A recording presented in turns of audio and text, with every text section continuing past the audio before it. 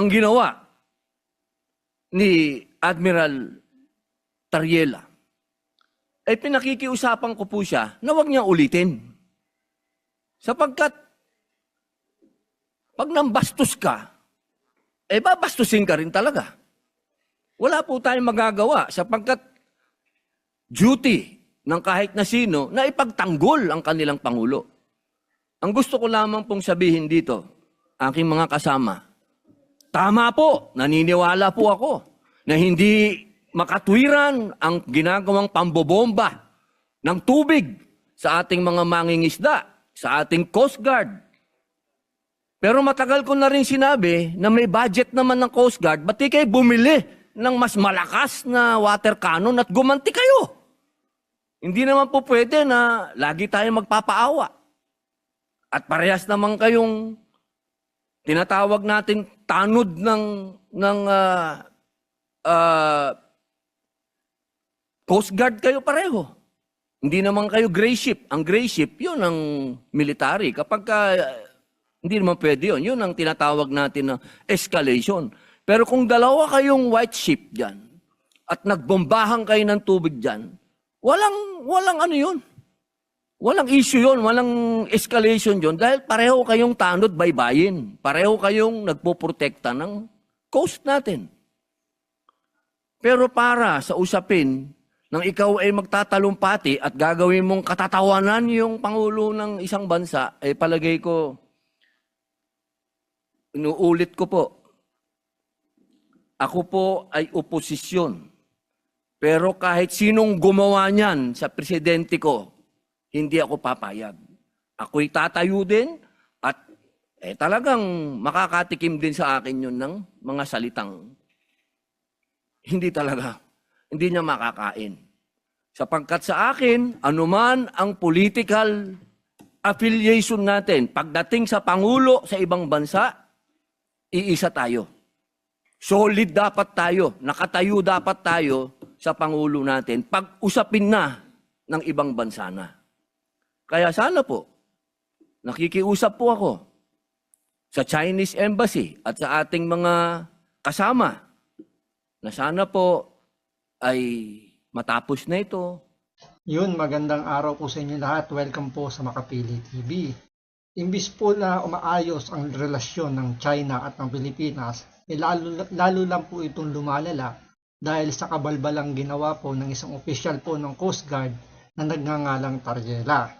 Ito po ang si Commodore Tariela yata po yung pangalan niya, pero yun nga, dahil nga sa ginawa niyang kabalbalan, imbis na makatulong na mapahupa yung tensyon sa West Philippine Sea or South China Sea, mas lalo pa po niyang ginatungan yung problema natin dyan sa South China Sea or West Philippine Sea. Kasi nga, di ba, nung panahon ni Pangulong Duterte, wala namang ganyang nangyayaring mga insidente ng binobomba ng tubig, tinataboy yung mga mangingisda. Pero dahil nga dito sa panahon ni Bongbong Marcos, na ang kanilang policy, parang awayin ng China, ipaglaban yung karapatan natin, which is tama naman.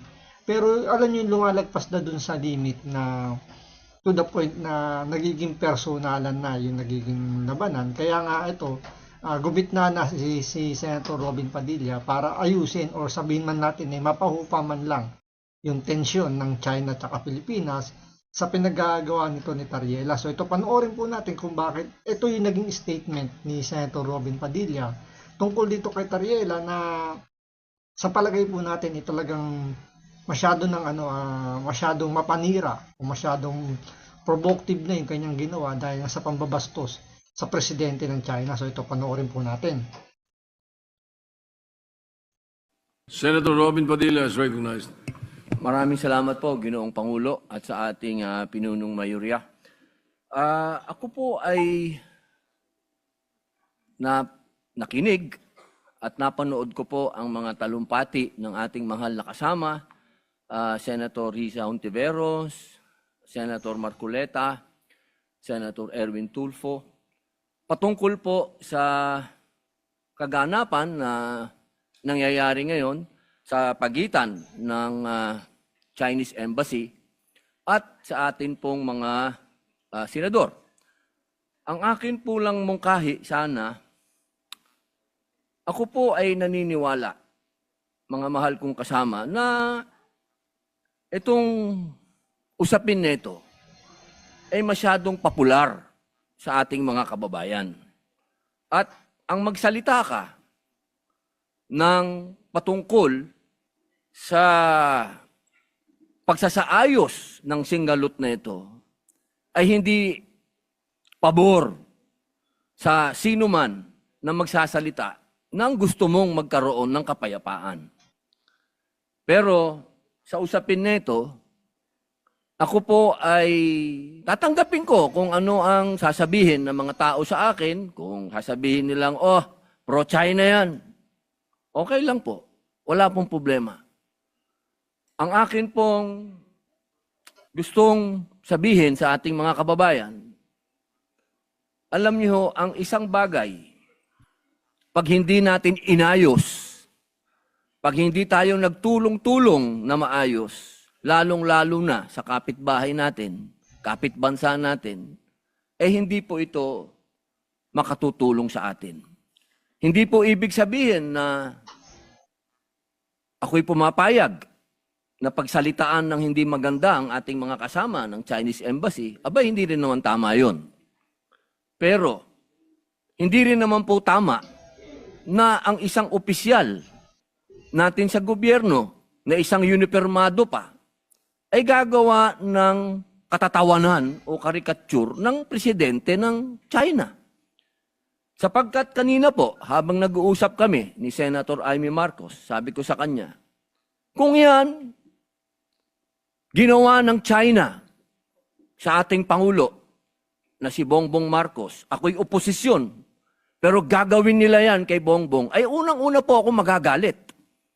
Sapagkat hindi ako papayag na babawin ng kahit na sino ang Pangulo ng Pilipinas. Hindi ako papayag na gawan ng karikature kahit ako'y oposisyon, na gawan ng ganyan ang ating Pangulo. Sapagkat ang Pangulo ng isang bansa, yan po ang tinatawag nating representasyon ng ating bayan, katumbas ng bandila. Kung ano ang tingin natin sa bandila, yan ang tingin natin sa Pangulo. Kaya, kung ano man po ang ginawa ni Admiral Tariela, ay pinakikiusapan ko po siya na huwag niya ulitin. Ito maganda yung punto rito ni Senator Robin Padilla. Kasi nga 'di ba, ang nagsalita kasi uniform personnel. Nasa gobyerno mismo. Walang kaso sana kung ang magsasalita is ordinaryong Pilipino, ordinaryong tao lang. Nakikita naman natin sa lansangan, 'di ba, pag nag-rally itong mga sympathizer ng NPA o kung sino-sino mang mga gustong mag-rally, pwede silang gumawa ng kung ano-anong itsura ng isang leader, kung sino yung gusto nilang atakihin. Doon, walang issue doon. Kahit makakita pa yan ng bansa or ng kung sino ambassador na nagre-represent sa, halimbawa, China, di ba? Kahit maglagay sila ng mukha dyan ni Xi Jinping na sinusunog ng mga aktivista, okay lang yun. Walang problema doon kasi nasa ano naman yan eh. Kumbaga may batas tayo dyan, freedom of expression.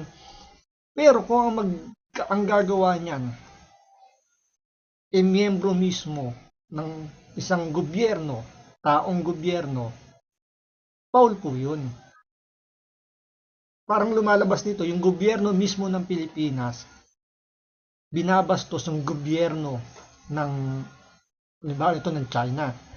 Sabi nga rito ni Senator Robin Padilla, kung baliktarin natin, kung yung China naman, diba? Opisyal ng China yung gagawa ng caricature nito ni Bongbong Marcos na mukhang adik. Diba?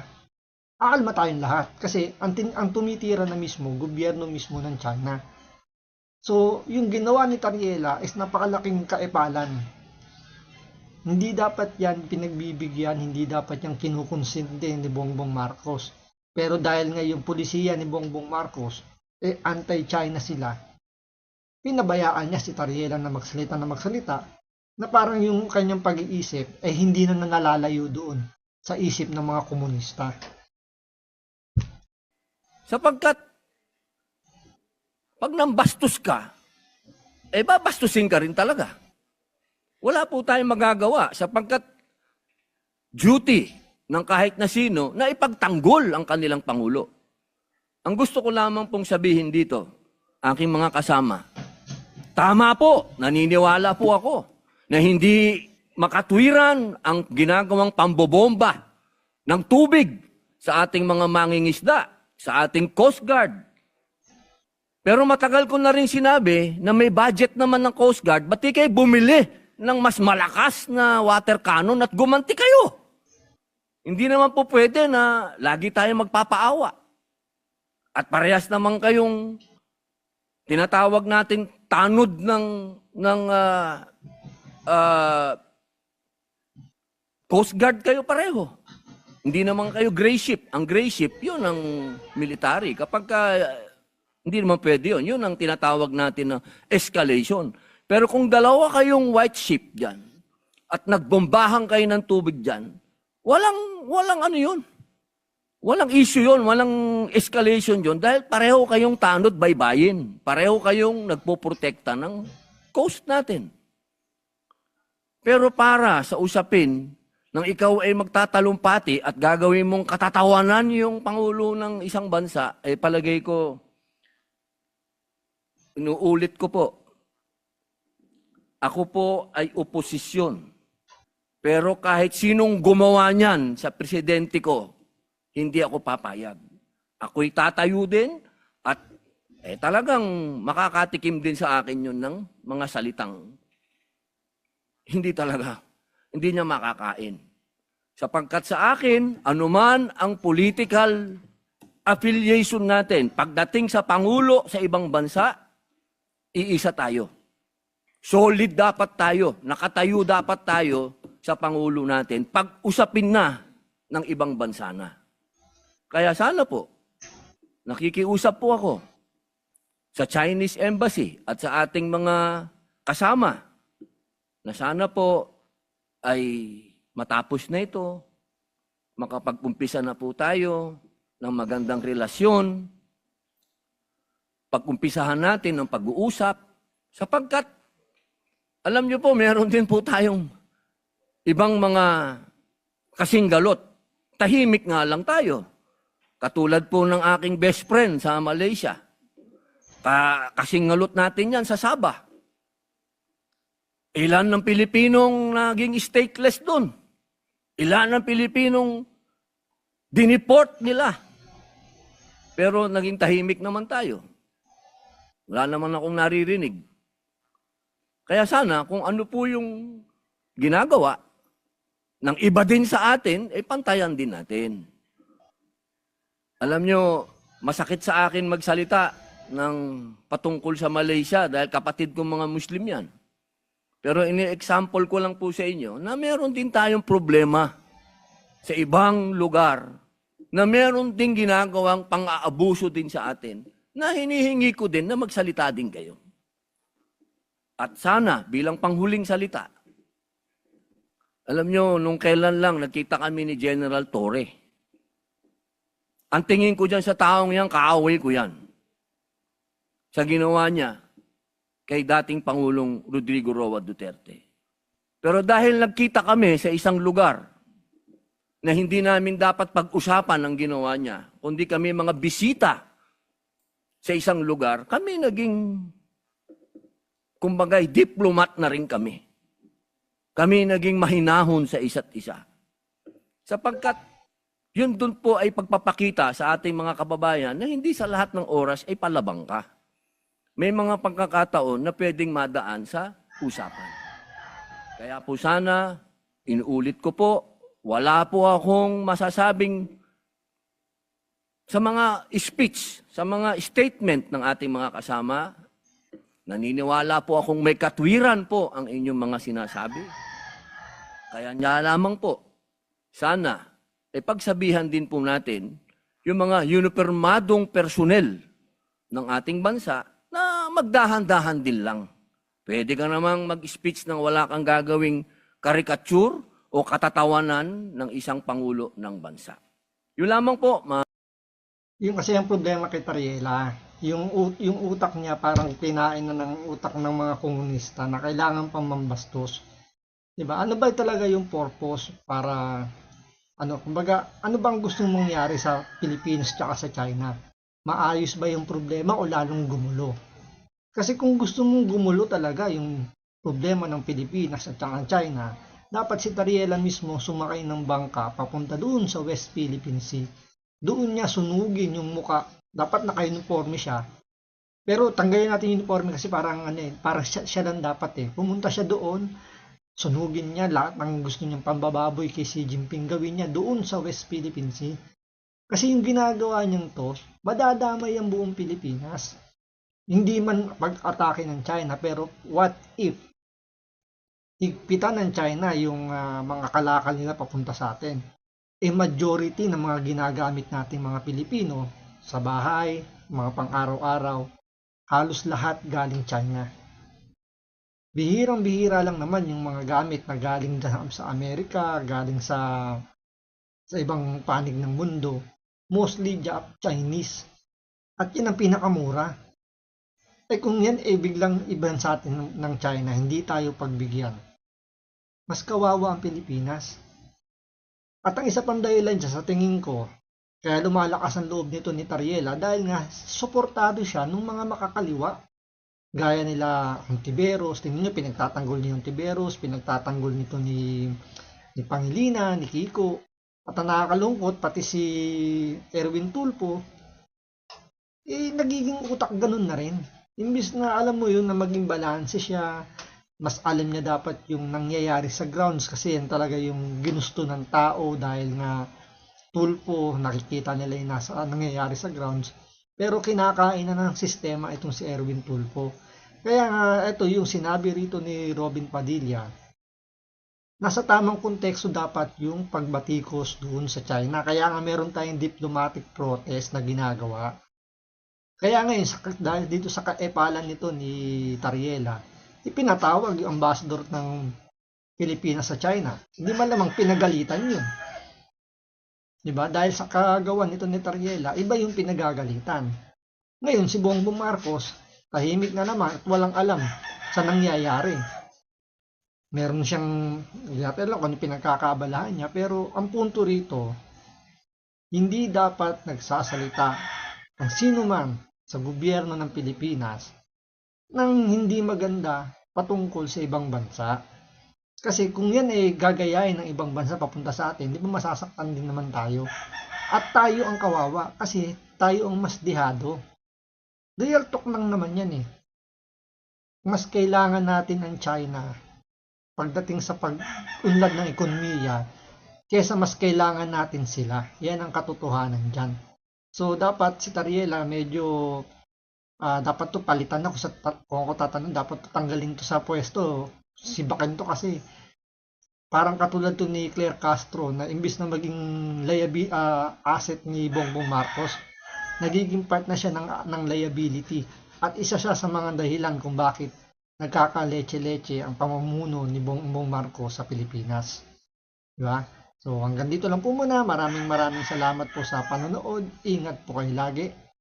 God bless.